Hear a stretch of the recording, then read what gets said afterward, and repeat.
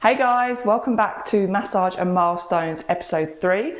Today we have Jolie in, and Jolie's fitness journey has been an incredible one, to say the least. I've got a feeling you're going to be feeling very inspired after this one. So let's go get her. So you've obviously been on a very crazy journey yourself. So tell us from the top what that journey's been like. I was 14 years old, got diagnosed with non-Hodgkin's lymphoma, which is a form of blood cancer. Fun fact, doesn't show up in blood tests even though it's a blood cancer. I spent 3 years on chemotherapy. So prior to that, I was quite fit and active. So then obviously on chemo and stuff, a lot of your energy gets sapped and you end up just needing to obviously rest and recover. I actually couldn't go to school, so I had to have home tutors. So I was diagnosed in November. By the January, I was wheelchair bound and I couldn't actually walk very far myself at all. And that's from the chemo, where it hits your muscles and your joints and everything else. Unbeknown to me at that time as well, we think that's when I started to get symptoms of a vascular necrosis, which is a bone disease where the blood supply gets cut off and basically your joints collapse. Yeah, so then I come out of the wheelchair and that must have been about 6 months into the chemo, but I walked like T-Rex. So the calves were so tight, I couldn't actually put my heels to the floor. So we had to get a splint and have physio, I think around that time. But trying to do physio on someone that's got chemo and stuff and is tired all the time and stuff is really hard because you've just not got the energy. So yeah, so that was 3 years. Come out of that, I was still limping. But then I went to Andrew at Team Buckley and he helped me gain more muscle strength. Again, at that point, he said at some point we will need to investigate your hips, but at the moment I'm not concerned. Let's just see what we can do. And we did get mobility improvements. So doing that worked. I went to Pilates classes, I think twice a week at that point. I was even doing spin classes 3 times a week. And that all carried on all the way up until COVID. And then at the point of COVID, I think we were having PT roughly around that time. Yeah. But then when we went into lockdown, I couldn't go to the gym and I couldn't use the equipment and I couldn't do anything bar walking. It impacted to the point my muscles weren't kept well enough that my joints were then exposed in terms of they're struggling, something's wrong, and it just went downhill.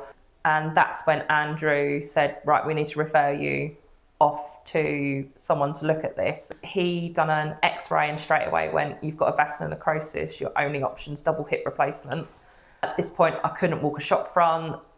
I definitely couldn't run. I couldn't spin anymore. I couldn't lift weights. I was literally...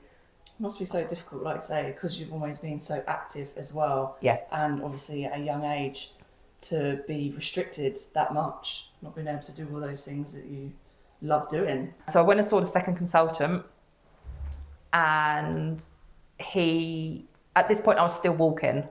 I was starting to give up at this point because it was knackering, honestly. I didn't realise how tiring it was trying to move when your body couldn't move.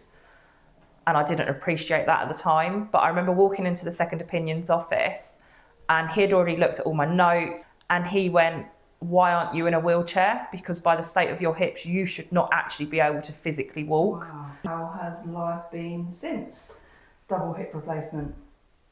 It's a bit like chalk and cheese. It's amazing. So I thought having the hips replaced would just mean I could walk, basically.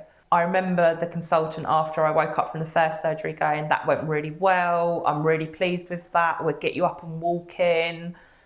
Today, if we can. I actually couldn't the first day because my blood pressure dropped too low, so I had to wait until the next morning.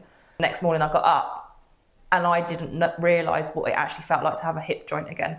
Like I could actually feel it moving, and that actually then gave me a comparison because I only had one done at a time of actually how bad the other one was. Like I could actually feel the difference. It was incredible. But my mobility and flexibility that I've got now, I didn't think having hip replacement would have given me that. It's given me so much more than I actually anticipated. What would you say is your biggest fitness achievement so far? That's actually tough to name one thing. So I'm going to rattle them all off. Yeah. So one of them is walking, which sounds really strange, but given I had a vascular necrosis, which then led to double hip replacement, and I couldn't walk a shop front. That was a huge thing in itself, just being able to walk 10,000 steps a day, which sounds ridiculous because most people just do it and take it for granted. Another one is I didn't ever think I'd be able to do barbell hip thrusts, let alone get into the 100 kg club, which I've done. That was pretty impressive. Would you say that's linked to what you're most proud of overcoming in your fitness journey? Yeah. Yeah. I think so. I think as well, I'm actually just proud of learning what my hips can do, because being stuck how I was and not realising I was stuck, and then having to change the way my brain thought about moving, but also my movements were different anyway post hip replacement. Learning all of that was huge as well. It's just trusting your hips as well, I think. So do you have any fitness goals for this year? So my fitness goals are different to what you would ask someone else who's a gym goer. So I've always just wanted mobility and flexibility and to be able to do stuff, which sounds really basic, but when you haven't had it, you really appreciate it, which is where I am. So last year, I had a fitness goal of hip thrusts for a 100 kg club, which I got. Lovely. That was one of my only fitness goals. The other fitness goals were around strengthening my hips, confidence in my hips, movement. Can I do like what someone would normally go to the gym to do, just like lift weights essentially. So my fitness goals this year are really to maintain that and keep that going. But I'm kind of getting into pull-ups at the moment. And I'd really like to do one without a band. Yeah. But I know it takes ages. Yeah, you'll get there. But that's the thing, isn't it? Like you say, with just moving your body in all the ways that you're capable of moving it in. And I think people do really take that for granted. Just challenging their bodies and believing in their bodies that you can push yourself quite far. Our bodies are capable of a lot. And I think people definitely take that for granted. So what strategies are you implementing to achieve those goals this year? So mine's really around staying consistent with my gym workouts. So I go 3 times a week for weight training. So at the moment I do, one day will be a full body, one day will be upper and one day will be lower. It's just what I like. My upper session is my favourite at the moment. We all have our favourites. Yeah, we do. And I also do 1 or 2 cardio sessions a week, and that's for my heart. So post chemo, it could be my heart has issues as I get older because of some of the chemotherapies I got given. It's just one of the risks, but unfortunately you have to have the chemo to get your life, and then they monitor you. At the moment, my heart is absolutely fine. I had a scan last year which actually said everything's improved, and that's because of my fitness, where I've been taking more of an interest in looking after myself. But cardio is very important to me because I don't ever want to not have done cardio and then go, I should have done cardio, because then maybe my heart wouldn't be in the condition it could be. So I also try and fit in 1 or 2 cardio sessions, and I aim for 10,000 steps on average a day per week. It sounds a lot when you say it, but actually, because I enjoy it, I don't notice any of it. Yeah, that's the main thing, enjoying it, definitely. It takes a little while to get into the routine of enjoying it. But once you're in it... Yeah, once you start feeling the benefits as well, I think it makes a huge difference. Just feeling stronger, energy is better, mood is better, just has such a positive impact. That's the thing people say, don't they? Like, you will never regret a workout. The amount of times I've gone in and I'm like, I'm not feeling this today. Don't think I'm going to do very well. But then once you get started, you're like, yes, so glad I've done it. Do you not find as well those days you get your best PBs as well? Always, literally. It's so funny. Because I do as well. I come out and I go, how did I manage that when I felt like it was going to be one of my worst workouts? It's actually turned out into one of my best.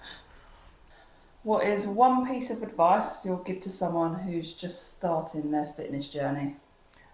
You need to find what's right for you. So when I started, obviously mine's been slightly different because I've had surgery and other pieces that have come up. But you just need to find what works for you. And what I found worked for me was actually finding a fitness coach that I trusted and knew to help me learn how to get confidence in my hips, really. and it's going to depend on what you want. But if one method doesn't work or one fitness coach doesn't work, you can change. You don't have to stay with them. So it's just finding what works for you. And that's a wrap. Thank you guys for watching, and thank you to Jolie for sharing all of her amazing stories with us. I'm hoping that's left you guys feeling very inspired, and just to encourage you to really get out there, push your body to the limits and see what it's really capable of. If you did enjoy the video, don't forget to give it a thumbs up, subscribe to the channel for more massage and milestones. I'll see you next time.